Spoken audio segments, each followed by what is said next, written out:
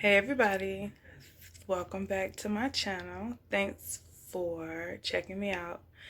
This is Notes of Organics. We're going to talk about how Notes of Organics began. It first started out as a bunch of things. Clara's Creations to Organic Spa Essentials.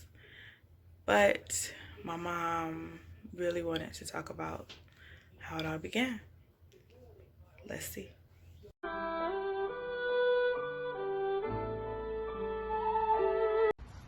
Hey everybody, this is Lakeisha with Notes of Organics. We are here today with Clara, which is my mother, and we're talking about the history of Notes of Organics, how it started, originated from Clara's Creations to Organic Spa Essentials. She's going to give us some history about the background of what got her started, what made her start, and basically her work history. Okay, hi Clara, how are you today? Hi, I'm so wonderful. Great. To be here with my gorgeous daughter. And I guess I'm gonna get started now. So, I started out in the healthcare field. Some over 30 years I had in the healthcare field. There was cardiovascular I started in, then I went to radiology. So I retired from the hospital, and while my latter years at the hospital, well, not really latter years, the last 10 years of being at the hospital, I started messing with why soaps are good for your skin, or what products to put in the soap can be good for your skin. So different recipes and stuff? Yeah, like I've had a lot of bars of soap that I would use. I thought of it as being kind of crazy because I had an olive bar of soap. I had hemp seed oil bar. I had a shea butter. Shea butter bar of soap, and I had a goat milk, and I had to use all of these different bars. And then it came to me as a vision, well, why don't I put all these bars or all these ingredients in one bar? And so that's what I did. And then I said, well, oatmeal is good for your skin, and there's some other components like green tea. And I started playing around. So I made my own bars of soap, and I started using them, and I started seeing a big difference in my quality of my skin. And then I started handing them out to friends and co-workers, family members, and noticed a difference in their skin also. And then so I started making the bar soap, and it was called granola bar soap because it was like a granola bar. It had all these different components in it. And so some 17 years ago, I guess it was, I had a baby. Yes, she had a baby. And so this baby had a little eczema problems. Of course, I had eczema problems myself as a young person, and as a baby, and as growing up, it seemed to gotten better. And I guess that's why I was using all the different bars of soap, trying to get that in. It was hard to find stuff for my son to use other than the medicines that the doctors gave, and they would say, don't bathe him every day, and why would you want to bathe your baby every day? So, and then washing clothes and double rinses and less detergent and things like that. And to see that my brother also had eczema, he would break out really bad to where his skin would break, and I didn't want a young baby doing that. So the only thing I knew to do was to basically have my son drink green tea, which helped with the inflammation inside, but still, how do you treat the outside of the skin? And when Mom brought everything together, I had soap that I could bathe my child in that would soothe, the oatmeal would soothe his skin, and he didn't have any more breakouts. As of today, he is clear and free of eczema. no breakouts, no issues with the skin at all. Yeah. I forgot about another thing too. I also made up another thing called Nana's milk bath. So, and she would bathe him in that, where that's milk combined with oatmeal. And that was really good for eczema. Yeah, and then I started compounding other things in it, like putting soap in it. So putting my bar soap and shaving it and putting it in there with other components. And so now we have, I guess it's a good time to tell you about that, is the camel milk. Yeah, the new ingredient that's added to, which is the bar. The right? bar, yeah. The new ingredient that's added to the bar is the camel milk. So, which it just enhances the bar better with conditioning the skin and helping with revitalizing the skin, brightening your skin, and everything else. What made you think about putting it in there? Because there was a lot of talk about the components that camel milk does for the skin, all the different properties. So I thought that would be an added boost. And then you don't find a lot of camel milk anything around. And then when you do online, it's very, very expensive. So, and knowing that, putting that with the goat milk, which had a closer pH to our skin than anything. So that was the reasoning behind that. And then we went, it's a body butter because lotion is very, very thin. And some lotions you can buy or have a thicker component to it. But the main thing here is that it is thicker, and then there is the wax, the beeswax that is in the ingredients that make it to get the moisture in and keep the moisture in. So The thickness. yeah, the thickness. And so there's a lot of other body butters that are out there too. They come up with their own ingredients, but that's the reason why it's called butter. Do you add water in? There is no water in none of these ingredients. So no water. No water at all. So if you look at your ingredients on anything that you purchase, you have 3 top ingredients that are on there. It's kind of not the same with my product, because I can have a lot of the bottom ingredient in there almost as much as the top, or all of the ingredients can be about the same. But in the real world, the top 3 ingredients, you'll see water at first. So they have a lot of water in the product, so you're not getting that much of the ingredients such as green tea.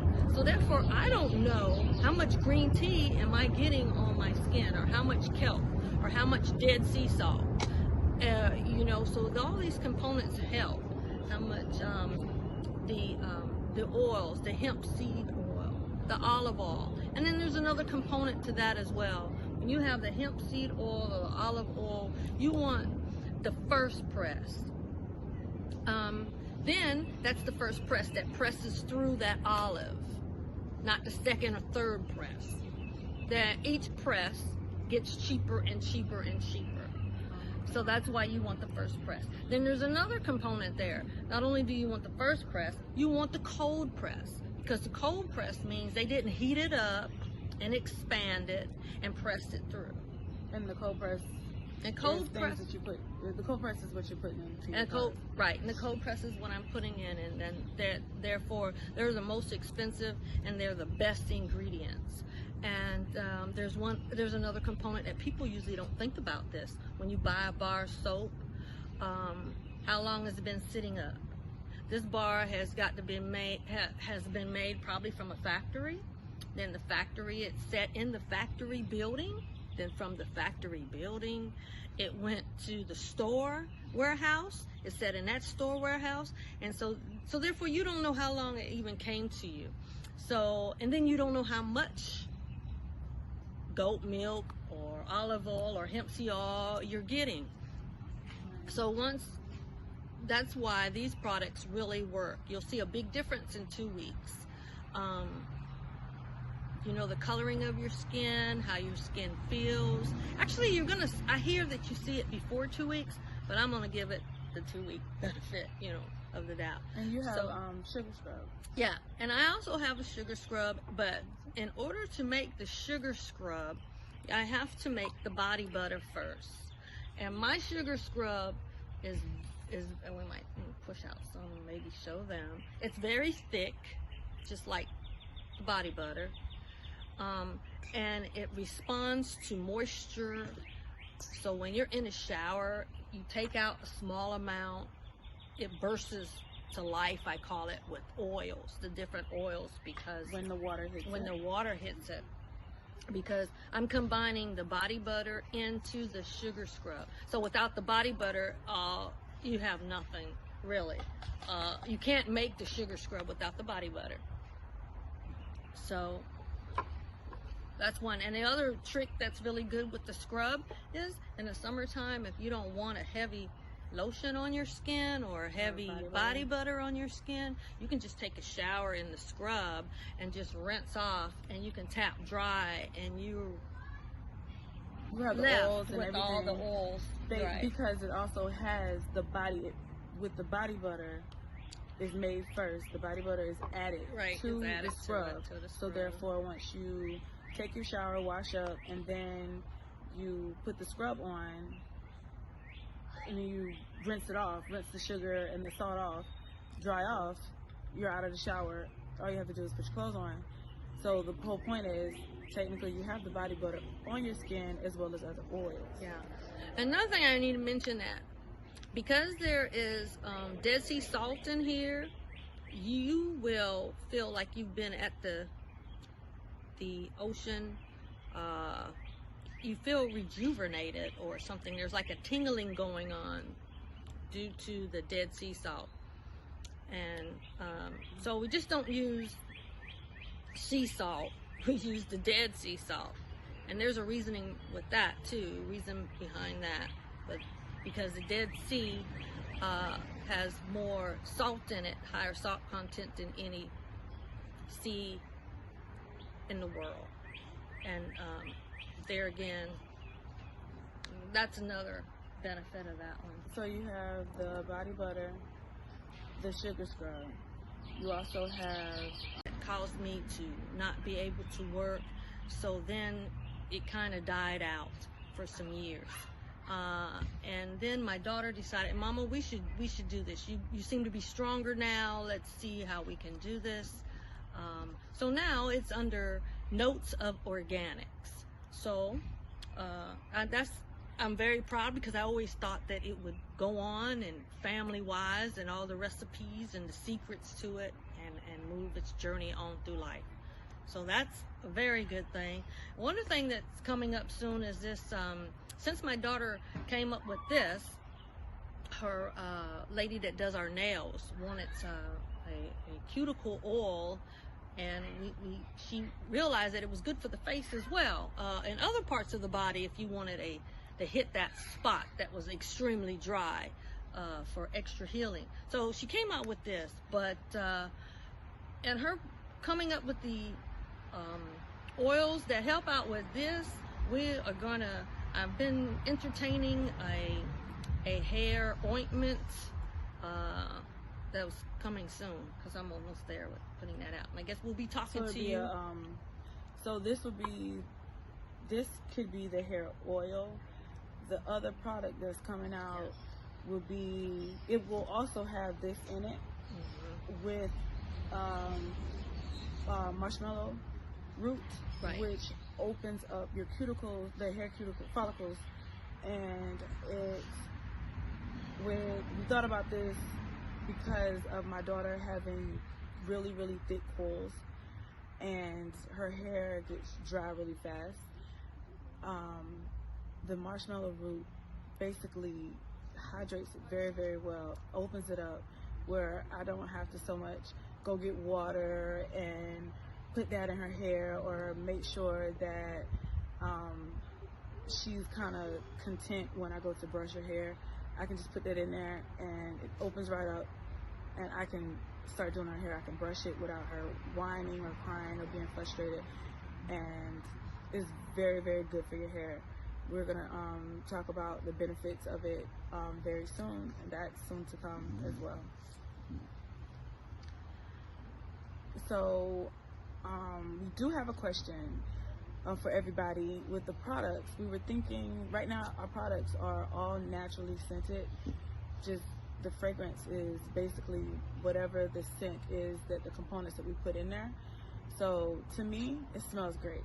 It smells natural. Yeah, like it smells you great. know this is really natural when you smell them. But the lady at the nail salon was wanting to scent some things. I do have a thing on my Instagram that shows our setup at the nail salon, where she has come up with a couple of fragrances that she wanted, so we went ahead and gave her those scents. Are the scents organic, or what are they? The scents are natural. They're not organic. There's a ratio of 70 to 100. So 70 is 0. So anything that is of other origins is considered natural. Okay. So it has alcohol. So when you deal with scents, when you take say orange juice, and you want that orange juice scent, you have to have some of that has to be synthetic in order to make it withstand an orange scent. Okay. So, and then alcohol is involved in it too, to even make the scent stay. So it's a fine ratio. That's why they have organic, and then they have natural, and then they have all synthetic. Okay. You know, so we were thinking about you guys telling us down below in the comments what scent do you think would be best for an all organic product, which with the scent it would still be organic. It will still be organic because over 70% of it is organic. Okay. So what fragrance would you like? Leave that down below, as well as I will be sending out a survey on YouTube to find out, which scents that you like based off what you guys comment below. Did you want to say anything else? Or anything else you want to? No, I think that's about it. I believe we covered all. We will do another, video to show you the lathering, how the soap lathers up, and how it's very soft, so you can kind of get a feel as best as possible. And we will bring my granddaughter in, and she will, at that point when we do that video, and we'll use her hands and let her show you how to sample it and how these feel, and you get a closer look than just how we have it here today. Okay. Well, thank you for joining us. We appreciate everybody, and thank you for subscribing to the YouTube channel, as well as make sure that you do subscribe. Make sure you hit that bell. That way when we do post the video, you can check that out. And hit me up on Instagram. Any questions, leave down below comments. If you have any questions, we will reach out to you. Thank you for joining us today. Thank you to all my old subscribers and my new subscribers. See you later. Bye-bye.